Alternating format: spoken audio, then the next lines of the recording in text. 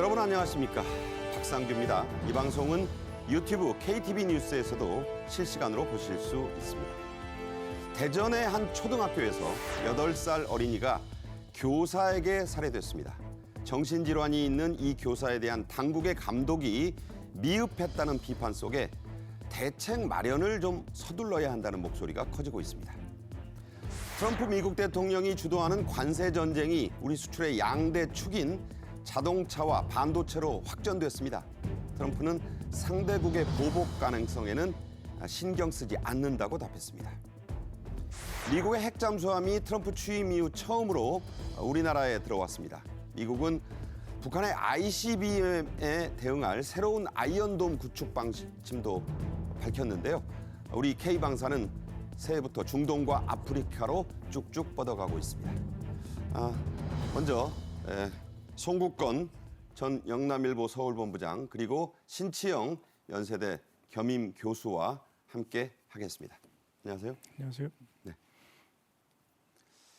자, 교사가 자신이 근무하는 학교 안에서 어린 제자를 끔찍하게 살해하는 참변이 벌어졌습니다. 어제 하루 종일 이 뉴스가 온 언론을 도배하다시피 했는데요. 경찰이 가해 교사의 신상 공개를 검토하고 있죠? 네, 그렇습니다. 온라인에서는 이미 신상에 대해서 여러 가지 말들이 나오고 있고 그 피해자의 부친도 일정 부분 이야기를 했습니다. 그런데 어쨌든 경찰에서는 유족의 동의가 필요합니다. 유족의 동의를 받아서 신상공개심의위원회를 소집을 합니다. 소집을 해서 신상공개가 결정이 되면은 곧바로 어떤 나이나 이름이나 이런 것을 다 이제 공개를 하게 될 텐데 이 신상 공개는 아시다시피 사안이 얼마나 중요한가 그리고 또 이 재범의 위험성 이런 것을 종합적으로 고려해서 위원회가 판단을 하거든요. 예. 그런데 지금은 이 가해자가 지금 수술을 받고 회복 중인 단계여서 자해를 했다고요? 예, 자해를 했습니다. 네. 그까지 자해를 했기 때문에 그것이 좀 변수가 되고 있습니다. 언제쯤 이 조사를 마쳐야지 이 신상공개 심의위원회를 열 수가 있기 때문에 그 변수가 있는데 어쨌든 신상공개를 해야 된다는 요구가 상당히 많고 지금 이 교사에 대해서 가해자 이 교사에 대해서 체포영장과 압수수색 영장이 발부가 돼서 지금 진행 중입니다. 압수수색은 PC와 전화기 자동차에 대해서 압수수색은 진행 중이고 체포영장을 집행하는 것도 가해자의 회복 상태에 따라서 조금 지금 변동이 있는 그 상황으로 가고 있습니다. 네. 아무 죄도 없는 8살 딸이 아버지가 그랬다 그래요. 딸, 사랑하는 딸. 이제 영원한 방학이네. 얼마나 기가 막힌 얘기입니까? 그런데 자해를 하던 여교사는 어떻게든 또 살려야 되는 게 이게 또 현실이에요. 그래서 참 이 법과 현실에 기막힌 벽을 실감하는 하루였습니다. 대전과 세종 지역의 학부모들, 물론 전국적으로도 그렇죠. 그렇지만 사건 발생지가 이 충남 대전이다 보니 맘카페 등을 통해서 신상을 공개하고 좀 뭔가 이 대책을 세워라 목소리가 커지고 있죠. 그렇습니다. 학부모들 입장에서는 사실 남의 일 같지가 않겠죠. 학교에 어린 자녀를 보내는 학부모 입장에서는 당연히 신상 공개를 하고 명확하게 정보 대책을 세워서 재발을 방지할 수 있는 대책을 요구하는 목소리가 나오는 것은 너무 당연한 얘기고요. 아무래도 이번 사건을 보면 조금 전에 말씀 들으셨다시피 신상 공개를 할 때 몇 가지 기준이 있는데 이 범행이 잔혹하고 증거가 명확하고 그리고 또 재발이 일어날 수 있기 때문에 공공의 안전을 위해서 필요하다고 하면은 신상을 공개할 수가 있는데 경찰이 지금 신상 공개를 검토를 하고 있기 때문에 아마 신상 공개의 목소리는 갈수록 높아질 것이고 경찰이 적절한 판단을 내리지 않을까 이렇게 봅니다. 자막에도 일부 나옵니다만은 그 전국의 학부모들이 들끓고 있어요. 네. 그러니까 너무 경악스러운 사건인데 아직 뭐 초등학교 자녀는 아니시겠지만 어떻게 보셨어요, 기자님? 그렇죠. 사실은 이번 일이 어린 자녀가 이제 학교에 초등학교 1학년생 아니겠습니까? 부모가 맞벌이인 경우나 이럴 경우에 학교에서 돌봄 교실을 운영을 하면서 방과 후까지 이렇게 돌봐주는 이런 프로그램에 참여한 학생인데 그러다가 참변을 당한 것이죠. 그렇게 맞벌이를 하면서 학교에 방과 후까지 맡기는 부모들이 전국에 뭐 엄청 많지 않겠습니까? 많겠죠. 그러니까 네. 이런 일이 또 언제 발생할지 모른다. 이런 불안감에 쌓일 수밖에 없을 것이고 학부모로서는 분노와 함께 재발 방지를 위한 명확한 대책이 나와야 된다. 이런 요구의 목소리가 나올 수밖에 없다고 봅니다. 네. 자, 이 딸이 사라진 것을 안 가족들, 할머니까지, 뭐 부모는 물론이고요. 애타게 여기저기 찾아다녔습니다. 그 아빠는 혹시 이런 일이 있을지 모를까봐 그 딸의 휴대폰에 여러 그 어플리케이션도 깔아놓고 했는데 이 교사란 사람이 이걸 일일이 다 지웠다고 해요. 이거 정말 드라마에도 나오기 힘든 끔찍한 일입니다. 하마터면 할머니도 위험한 상황에 빠질 뻔했다고요? 예, 이제 추가 피해가 나올 뻔한 그런 상황이 있었습니다. 이 어린이가 돌봄 교실에서 보통 4시 20분까지 있어요. 4시 20분까지 있고 그다음에는 학원에 갑니다. 학원에 갔는데 학원에서 아이가 오지 않았다. 도착해야 될 시간인데 그 이야기를 듣고 이 하늘입니다. 이름이 김하늘인데 하늘이죠. 예, 하늘이 아빠가 조금 전에 말씀하신 여러 앱 중에서 아이 보호 앱이 있어요. 보호 앱을 켜면은 아이의 위치가 나오고 또 그 순간부터 아이 주변에서 이야기하는 내용이 다 들립니다. 그렇죠. 예, 그 보호 앱이 있어요. 네. 그런데 그걸 켜니까 위치가 지금 그 학교로 돼 있습니다. 학교로 돼 있고 어떤 뭐 사람 여닫는 소리 이런 소리만 들리고 아예 목소리는 안 들리는 거예요. 얼마나 네, 불안하겠어요. 얼마나 불안합니까? 그래서 경찰에 신고를 했고 경찰은 학교 밖을 수색을 했습니다.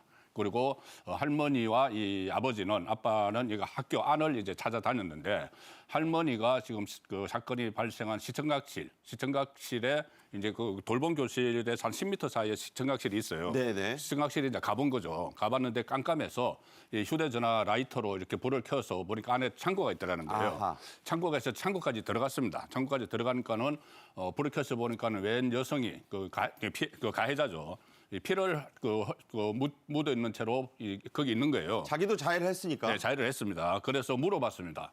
혹시 아이 못 봤느냐 하니까는 이 가해자가 못 봤어요. 여기는 없어요. 이렇게 이야기를 했어요. 제정신이에요. 또 그거 보면. 네, 그렇죠. 그래서 이제 할머니가 그때 이제 침착하게 더 이제 들어갔으면 또 다른 피해가 발생했을 수도 있는데. 흉기 들고 있지 않습니까? 네, 흉기가 들고 있으니까 할머니가 침착하게 일단 뒤로 물러나니까 문을 잠궈버렸어요.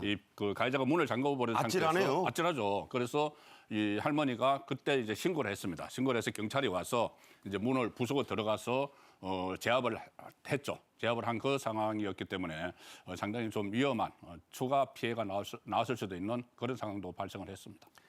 무슨 범죄 드라마의 장면 같습니다. 그런데 이게 실제 상황이었고 참변이었습니다.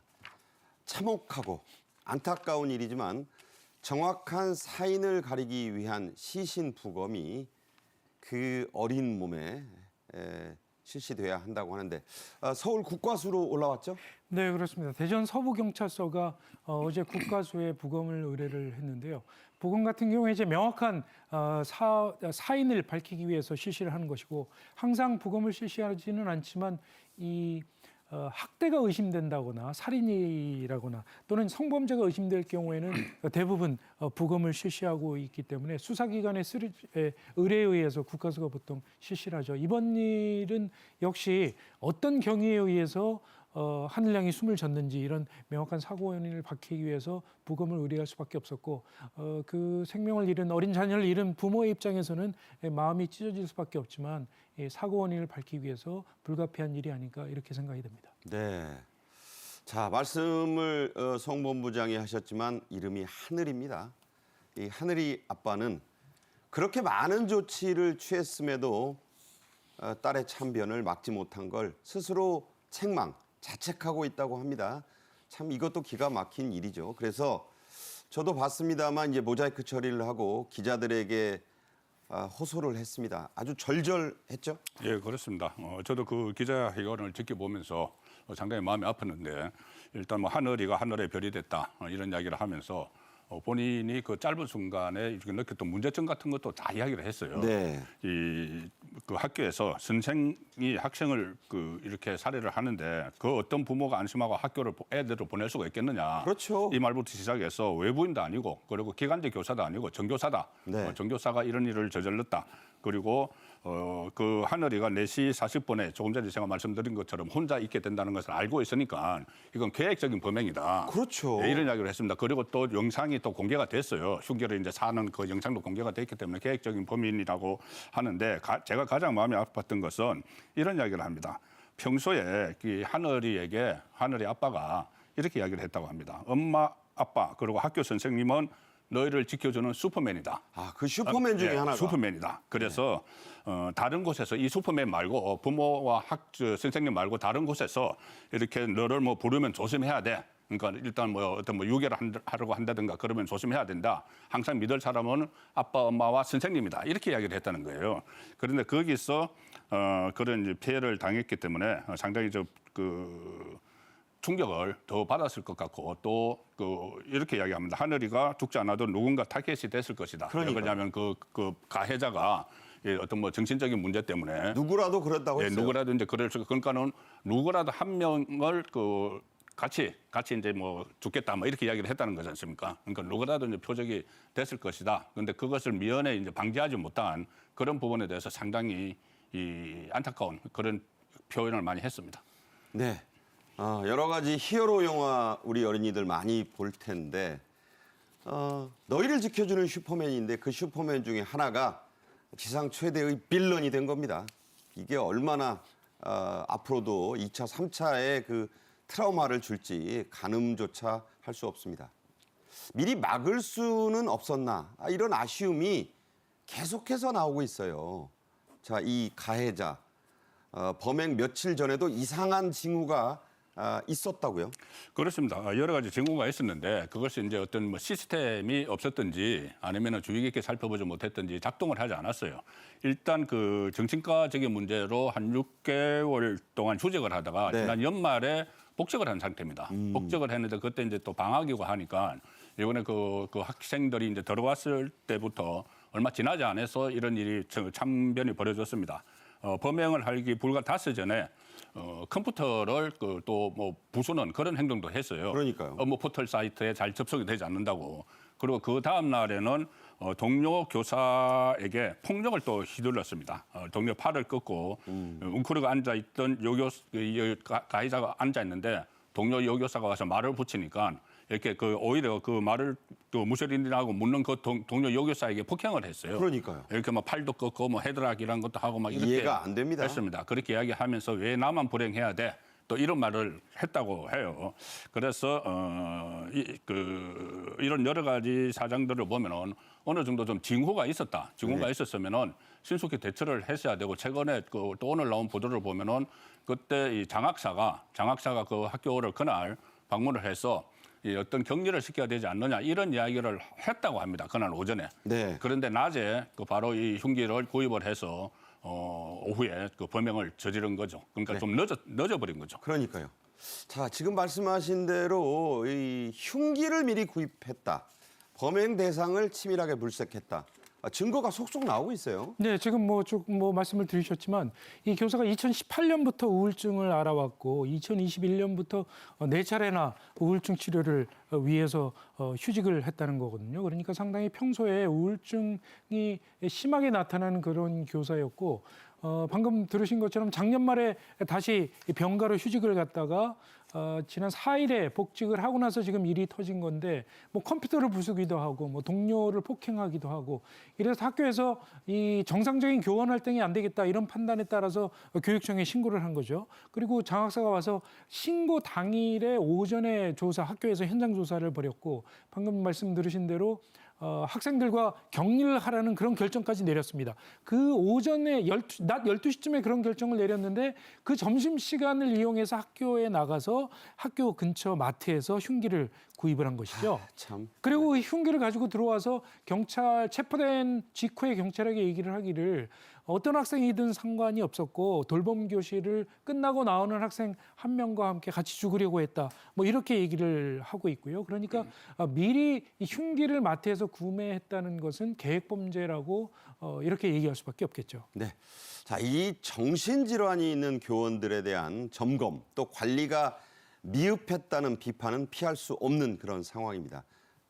그 밖에도 이 이른바 사각지대 많이 있다고요? 그러니까요. 이게 그 어떤 그 제도적인 체계는 돼 있는데 제가 보니까 체계는 마련돼 있는데 그걸 제대로 그 이행을 하고 실행을 하지 않는 게 문제인 것 같아요. 교원의 휴직 복직 관련 예규가 있고 교육부에 그리고 국가공무원 복무 규정에도 질병 휴직 중인 교원의 복직 여부 여기와 관련된 규정들이 있는데 이 본인이 제출한 병원 진단서 소견에 그냥 따르는 거예요. 네. 본인이 제출한 거. 그러니까 네네. 제3자가 누군가는 검증을 해야 되는데 네. 그런 거 없이 진단서에 그냥 직무 수행에 어려움이 없다 이런 그 담당 의사의 판단만 있으면은 원칙적으로 복직이 가능한 것이죠. 그래서 이 교사가 정신질환이 있으면 그것을 완치 판정을 받았을 때 복직을 시켜야 되는데 그렇죠. 그냥 그 순간에 그 정신질환이라는 게 쫙 연결되는 것도 아니고 가끔가다 심해질 때도 있고 좀 완화될 때도 있지 않습니까? 네네. 그런데 그것을 어떤 순간에 그 교사 활동을 하는데 별 무리가 없다고 의사가 판정을 해주면은 그걸로 이제 복직이 된다는 것이죠. 그래서 좀 전에 말씀하신 대로 이 가해자도 정신질환으로 6개월 휴직에 들어갔다가 연말에 복직을 했는데 그 전에도 여러 차례 병가를 내는 걸 반복을 했으면은 좀 더 신중하게 이 복직 여부를 판단을 했어야 되는데 그런 체계는 돼 있는데 실제로 그것을 현장에서 제대로 세밀하게 적용을 하지 못한 그런 그 문제점도 발견이 됐습니다. 네. 자, 각 시도교육청은요, 질환교원심의위원회라는 걸 운영하고 있습니다.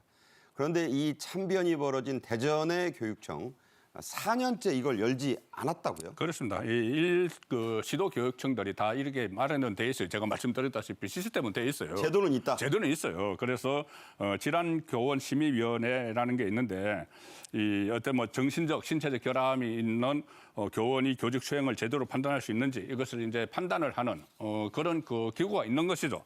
이 서울, 강주, 세종, 뭐 대전을 비롯해서 각 시도 교육청에 이게 마련이 돼 있는데 대전교육청은 2015년 9월부터 이 운영을 해왔어요. 질환 그 교원 심의위원회를 운영을 했는데 2021년 이후에 2025년인데 지금이 단 한 번도 개최를 하지 않았다. 말 그대로 유명무실이네요. 유명무실이죠. 그래서 대전교육청은 뭐라고 하냐면은 제도적 장치로 질환교원심의위원회와 뭐 질병휴직위원회가 있는데 이걸 너무 과도하게 하면은 인권 침해 소지가 있다. 아니, 과도고 뭐고 4년간 한 번도 안 하면 과도가 없잖아요. 과도가 없죠. 그러니까 네. 과도한 게 아니고 아예 안 연 거죠. 인권 침해 소지가 있다는 것이 이제 어떤 그 교원에 대해서 교사에 대해서 정신질환 문제로 뭐 위원회를 열었다고 하면은 그 대상자에게 이제 인권이 침해가 된다는 이야기죠. 그러면 그것을 어느 기준을 정해가지고 이 기준을 정해서 하고 또 비공개로 하고 이런 여러 가지 방법이 있을 텐데 그 방법을 제대로 모색을 하지 않았다. 그런 점도 지금 이번에 발견이 됐습니다. 네. 과도가 아닙니다, 여러분. 4년간 한 번도 안 열은 걸 어떻게 과도하게 안 연다고 할 수 있겠습니까? 정신 좀 바짝 차려야 됩니다.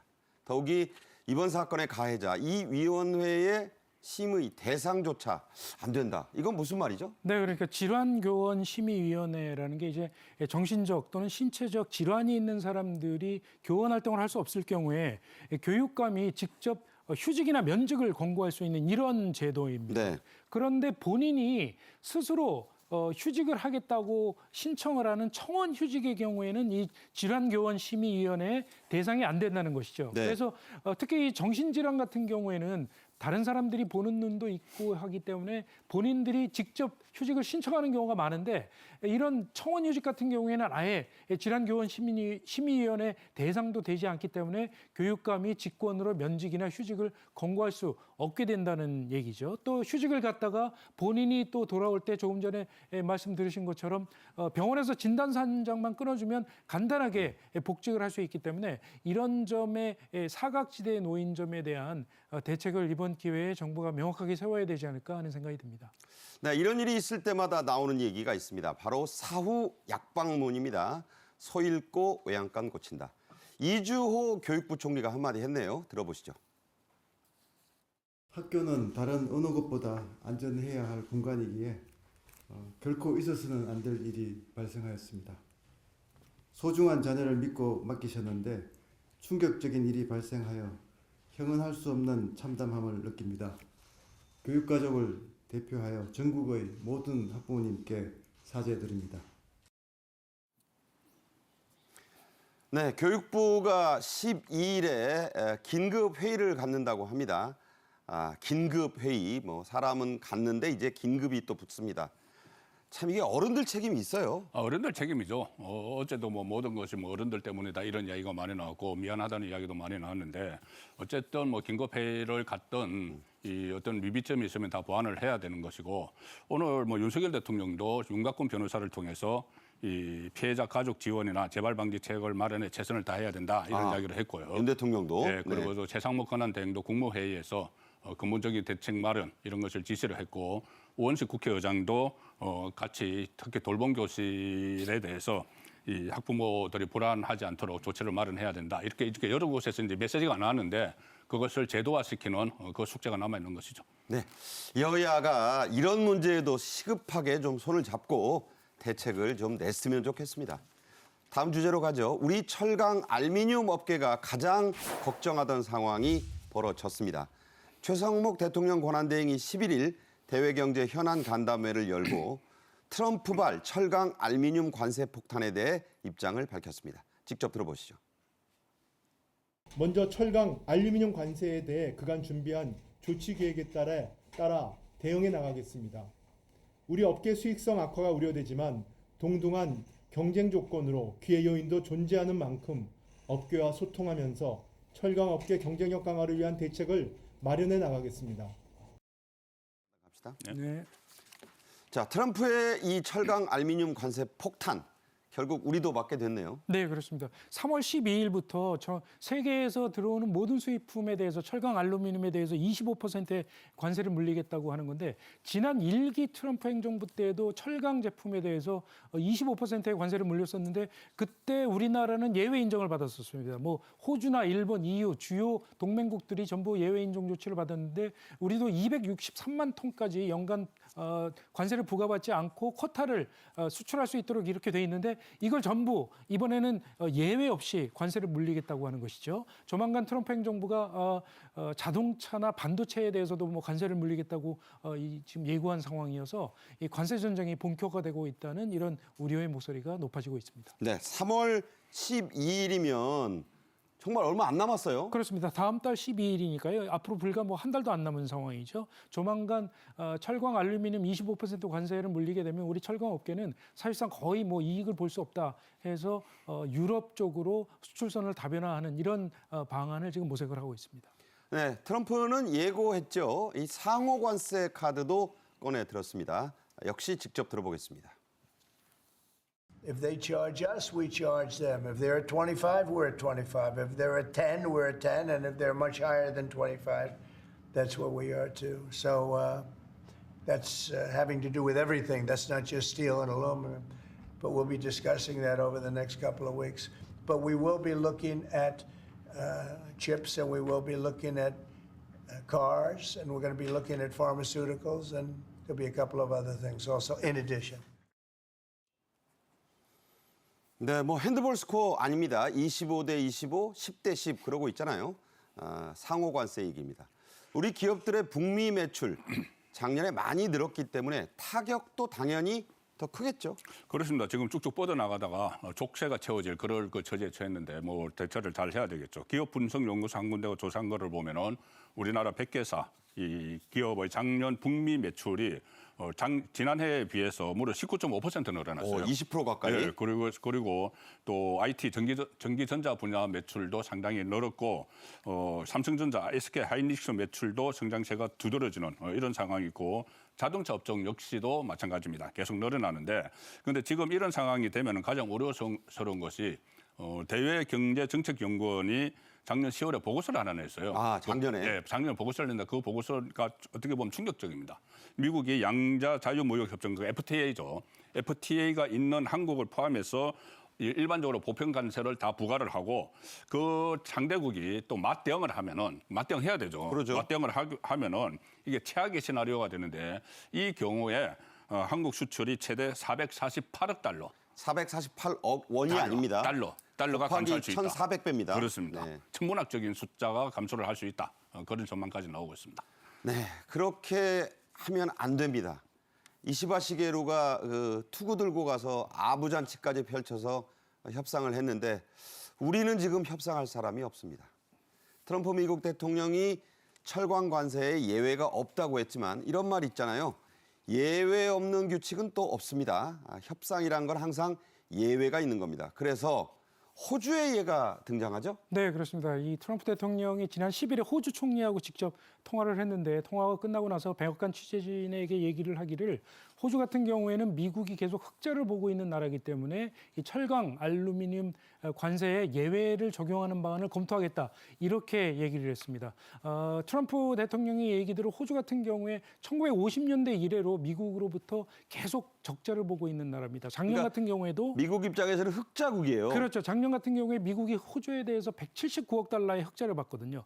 그런데 우리나라 같은 경우에 조금 전에 말씀을 드리셨지만 작년에 우리가 440억 달러의 흑자를 봤습니다. 미국을 상대로. 근데 트럼프 대통령 일기 때 우리가 미국에 대해서 흑자를 보는 규모가 200억 달러가 안 됐었거든요. 네. 이 2배가 넘게 증가한 거기 때문에 트럼프 대통령은 뭐 한국에 대해서도 벼르고 있다. 이런 얘기가 지금 나오고 있는 것이고 뭐 모르겠습니다. 워낙 예측 불가능한 사람이기 때문에 어떻게 될지 모르겠지만 우리나라가 워낙 대미 흑자 규모가 크기 때문에 호주처럼 예외를 인정받기는 쉽지 않다. 이런 분석이 나오고 있습니다.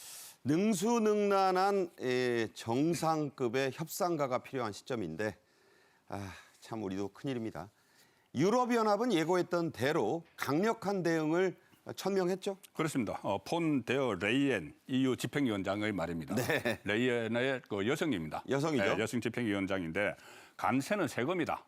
그리고 기업뿐만 아니라 소비자에게 더 나쁘다. 그러니까 각국의 국민에게 직접 영향을 미친다는 이야기예요. 그리고 확고하고 비례적인 대응책이 나올 것이다. 이래서 27개 회원국이 있죠. EU에. 27개 회원국이 이 강력한 대응을 이제 트럼프가 촉발을 하게 된다. 이렇게 경고를 했습니다. 네. 경고를 했고 영내 경제 보호 위해서 행동을 할 것이고 확고하고 비례적인 대응책을 제시하겠다. 거기에 맞는 트럼프가 하는 만큼 맞대응하는 상호주의를 적용을 해서 그러니까 눈에는 눈으로 가겠다는 거예요? 얘는 하겠다는 이야기죠. 트럼프의 기회에서 지금 밀리지 않는 그런 방안들을 마련을 하겠다는 것이고 특히 최대 경제국이죠. EU 중에서 독일의 소처 총리는 무역 전쟁은 양쪽 모두 번영을 희생시킨다. 그러니 이쯤에서 멈춰라. 네. 이런 메시지를 내고 있습니다. 네. 자, 트럼프 대통령은 전임 바이든 대통령이 한 것이라면 모조리 뒤엎고 있습니다. 그야말로 anything but 이 바이든이 되겠습니다. 플라스틱 빨대도 없앴는데 다시 쓰겠다고 했네요. 네, 그렇습니다. 지난 10일에 연방정부의 플라스틱 빨대 구매를 장려한다는 내용의 행정명령에 사인을 했습니다. 바이든 정부에서 2035년까지 연방정부의 플라스틱 빨대를 모두 단계적으로 중단을 하는 그런 내용의 정책을 추진을 했었는데 그걸 뒤집은 것이죠. 트럼프 대통령 같은 경우에 이 기후변화 규제에 대해서 미국이 너무 손해를 보고 있다 이런 인식을 가지고 있었습니다. 그러니까 EU가 기후변화에 대한 규제에 대해서 상당히 주도적으로 정책을 입안을 해왔는데 중국이 뭐 전기차 분야에서 이렇게 이익을 보고 있고 미국 같은 경우에는 원유나 가스 생산의 규제를 받고 있어서 너무 일방적으로 손해를 보고 있다 이런 인식을 가지고 있거든요. 이런 연장선상에서 이번에 이 플라스틱 빨대에 대한 결정도 내린 거 아닌가 이렇게 분석할 수 있을 것 같습니다. 네, 미국의 대통령 중심제 정말 실감이 납니다. 플라스틱 빨대 정책까지 뒤집었습니다. 자, 송국건 본부장관은 여기서 인사드리겠습니다. 감사합니다. 감사합니다. 네. 트럼프 취임 후 처음으로 미국의 핵 잠수함이 우리나라에 입항했습니다.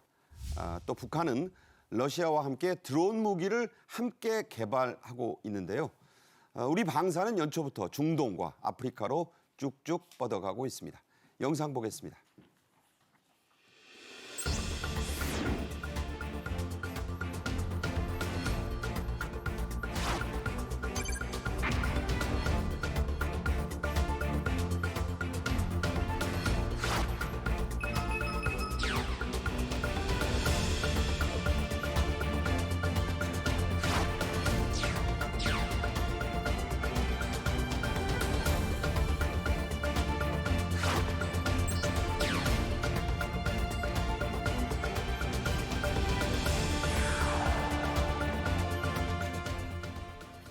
네, 이번 주제에는 문성묵 한국국가전략연구원 통일전략센터장님도 함께하겠습니다. 어서 오십시오. 네, 안녕하십니까. 트럼프 대통령 취임 후 처음입니다. 미국의 핵잠함이 처음으로 부산에 들어오자 북한이 강력한 반발 성명을 냈네요. 맞습니다. 트럼프 대통령이 김정은과의 친분을 그동안 과시해왔기 때문에 트럼프 2기 행정부의 대북 정책이 어떨 것인가 관심이 많았는데 미국의 핵추진 잠수함 LA급입니다. SSN이라고 그러는데 알렉산드리아호가 부산 해군기지에 입항하자마자 여성 이름을 붙였네요. 그렇습니다. 바로 북한이 반발 성명을 냈는데 국방성 대변인 명의로 성명을 냈는데 주요 내용을 보면 미국이 그렇게 나온다면 철저히 상응하는 힘으로 견제하겠다 이렇게 얘기를 했고요. 조선통신 보도도 이렇게 얘기하고 있습니다. 변할 수 없는 미국의 광기라고 그랬어요. 네. 이것을 집중적으로 표현하는 것이 바로 이번에 이 잠수함 전략자산의 전개다라고 얘기를 하고 있거든요.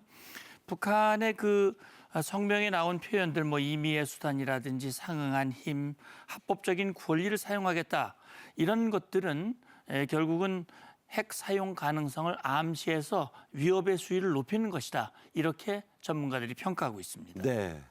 자, LA급이다. 이 급에 대해서 모르시는 분들이 좀 있습니다. 그래서 LA급 알렉산드리아 핵잠수함의 국내 입항 의미가 있는데 자, 어떤 잠수함인지 간략히 좀 설명해 주시죠. 네, 그러니까 이제 북한의 이제 미국의 잠수함이 SSN이 있고요. SSN은 핵 추진 잠수함이라는 얘기입니다. SSCN인데 이건 크루즈 미사일을 발사하는 네. 잠수함이고 SSBN이라는 게 있어요. 이게 이제 SLBM 잠수함 발사 탄도 미사일을 탑재한 그러니까 벨리스틱이군요. 발리스틱 미사일인데 이거는 지금 핵 추진 잠수함이지만 공격 잠수함이고요. 핵 탄두를 탑재하지 않은 겁니다. 네. 그래도 굉장히 커요. 7,000톤 정도의 배수량을 가지고 있는데 우리 해군 잠수함 재래식 잠수함이 한 3,000톤이거든요. 네. 2배가 넘습니다. 9배가 넘네요. 이번에 이제 입학한 목적은 훈련 목적은 아니고 군수 적재라든지 승조원의 휴식을 위해서 입항을 했습니다.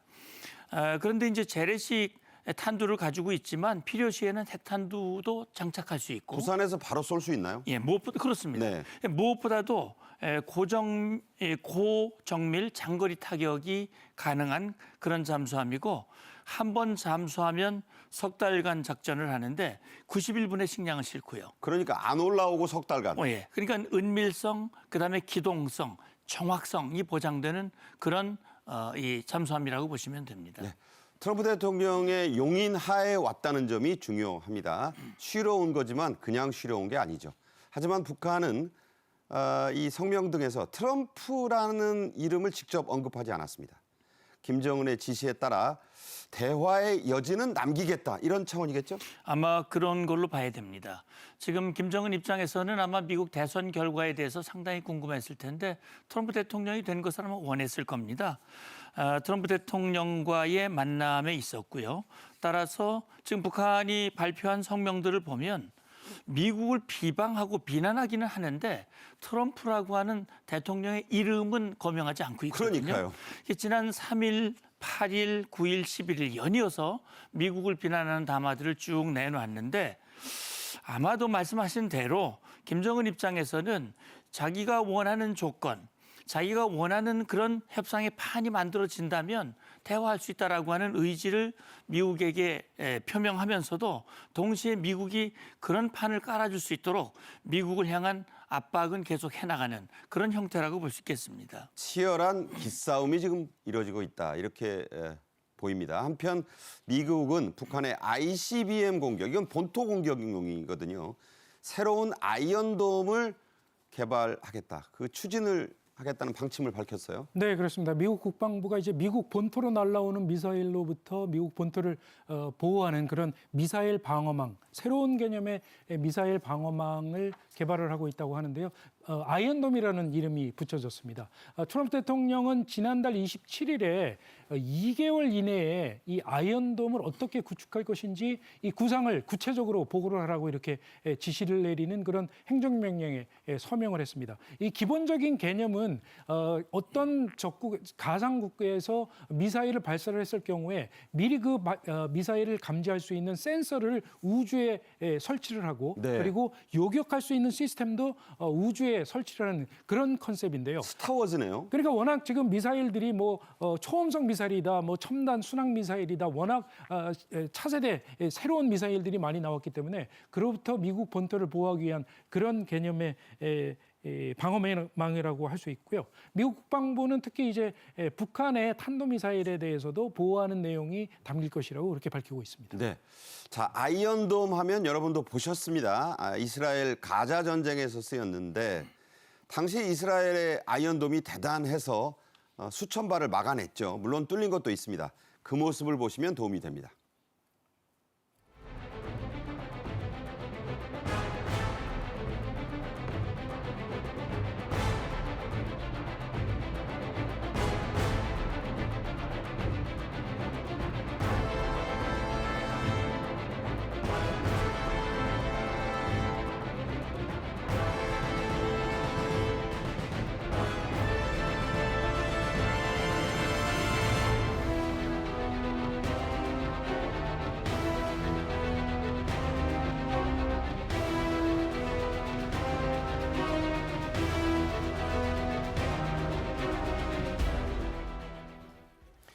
저게 지상 아이언돔입니다. 일종의 그 지상판인데 트럼프가 추진하려는 이 우주 아이언돔, 그야말로 우주로 확장된 개념이겠어요? 그렇습니다. 그러니까 아이언돔 뭐 이제 철로 이 돔을 만든다는 거 아니겠습니까? 트럼프의 아이언돔은 이스라엘의 아이언돔이라는 이름을 쓰고 있습니다만 미국판의 아이언돔이고요. 우주에서도 적의 ICBM 대륙간 탄도 미사일을 요격한다라는 그런 목적으로 개발하는 그런 미사일 방어 체제입니다. 이게 이제 1983년 레이건 냉전 시대 레이건 대통령의 스타워즈 프로젝트를 이제 발표한 적이 있었죠. 그랬었죠. 그게 사실은 그게 소련을 무너뜨리게 하는 힘이 됐었는데 우주에 이제 수많은 인공위성이 미국 인공위성이 배치돼 있는데 거기에 말씀하신 레이더라든지 레이저 빔을 장착을 시켜서 우주로 날아오는 적 ICBM을 요격하겠다고 하는 개념이거든요. 네. 이게 천문학적 비용이 들어갑니다. 돈이 어마어마하게 들겠어요. 그렇기 때문에 과연 이게 물론 뭐 최강의 미군을 만들겠다라고 하는 트럼프 대통령의 의지가 담겨져 있는 그런 계획이라고 볼 수 있는데 실현이 과연 가능하겠느냐라는 의문점이 있는데 특히 이제 국제사회가 반발하거든요. 우주의 평화적 이용을 규정한 우주 조약이 흔들릴 수 있다라고 네. 하는 것에 대한 국제사회의 반발이 있기 때문에 추진하는 과정에서는 좀 어려움이 있을 수 있다고 봅니다. 네. 트럼프가 참 이것저것 일은 크게 벌이고 있습니다. 언제까지 갈 수 있을지가 주목되는데요. 한편 북한은 러시아와 합작으로 드론 무기를 생산할 계획이라고 합니다. 우크라이나 전쟁에서 혼이 단단히 좀 났잖아요. 예, 그렇습니다. 이 뭐 드론이라고 하는 것은 지금 벌어지고 있는 러시아 우크라이나 전쟁이라든지 뭐 앞서 보셨던 이스라엘 가자 지구라든지 이것은 사실 대세가 되고 있거든요. 그래서 북한은 러시아와 드론을 공동 개발하고 아마 빠르면 연내 양산도 가능하다는 네. 얘기인데 이 외신 보도입니다. 작년에 보면 김정은이 11월 달에 자폭 드론 현장을 직접 지휘하면서 그 자리에서 그런 지시를 했어요. 대량 생산 체제를 갖춰라. 그때 한 말이 꽝꽝 만들어라 그렇습니다. 그랬어요. 꽝꽝 만들려고 그랬는데 러시아는 우크라이나의 북한군 파병 대가로 이것저것 지원을 하고 있지만 아마도 김정은이 간절히 바라는 핵미사일 기술을 지원하는 것은 국제사회에 상당한 반발이 있기 때문에 이 드론 개발 이건 이제 기술도 주고 사실 반대급부 재정적인 지원도 가능하기 때문에 이 수준이 되지 않느냐 이렇게 보고 있는 겁니다. 핵은 안 되고 드론으로 만족해라. 예. 뭐 이런 얘기가 되겠네요.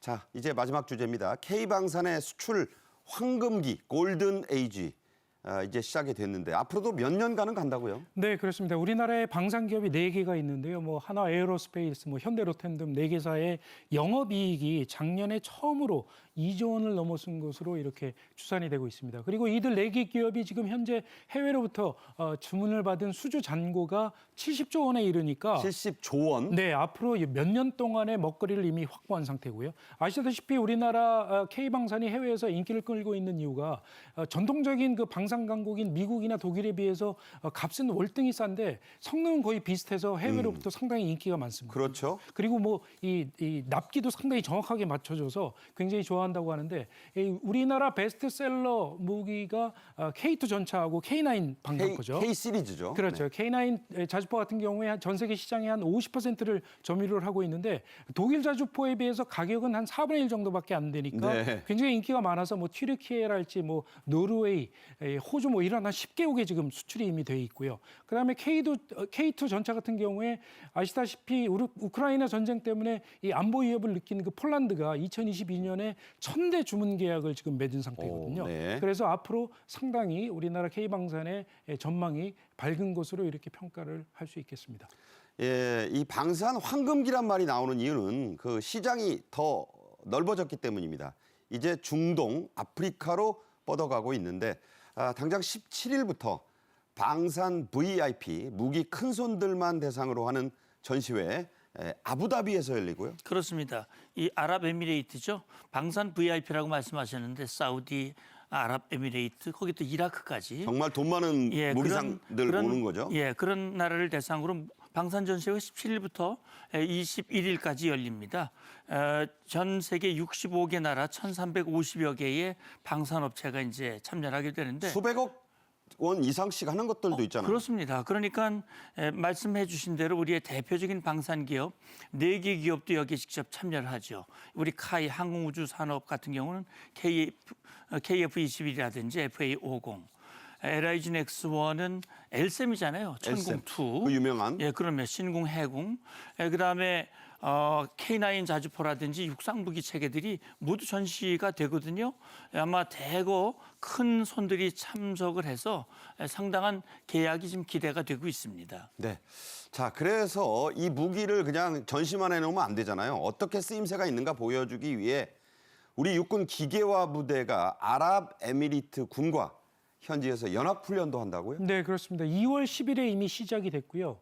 2월 20일까지 진행이 될 예정인데 우리 군은 이제 K2 전차하고 K9 자주포가 포함된 기계화 부대를 현지 훈련에 참여를 시키고 있습니다. 그래서 지금 한 14대 정도가 훈련에 참여를 하고 있다고 하는데 이번 기회에 이제 우리 무기의 우수성을 알릴 수 있는 그런 기회가 될 수 있을 것 같고요. 또 훈련이 끝나고 나면은 정부 관계자하고 군 관계자를 초청을 해서 탑승 기회를 제공을 한다든가 아하, 시승도 시켜주고. 그렇죠. 시승도 하고 우리 무기에 대해서 무기 체계에 대해서 설명을 하는 그런 기회를 갖겠다고 밝히고 있습니다. 네, 천자봉함이라는 것이 또 우리 무기 중에 있는데 이것도 공개 시연을 한다고요? 그렇습니다. 이 뭐 사실 이 해외에 나가서 우리 무기가 해외 전시가 되면 일단 상당히 인기가 많은 게 성능은 비슷한데 조금 전에 말씀드렸다시피 이 성능은 굉장히 좋은데 값은 싸서 그리고 또 우리가 굉장히 열심히 막기를 맞춰서 맞춰주기 때문에 해외에서 굉장히 큰 인기를 끄는 그런 요인이 되고 있다고 합니다.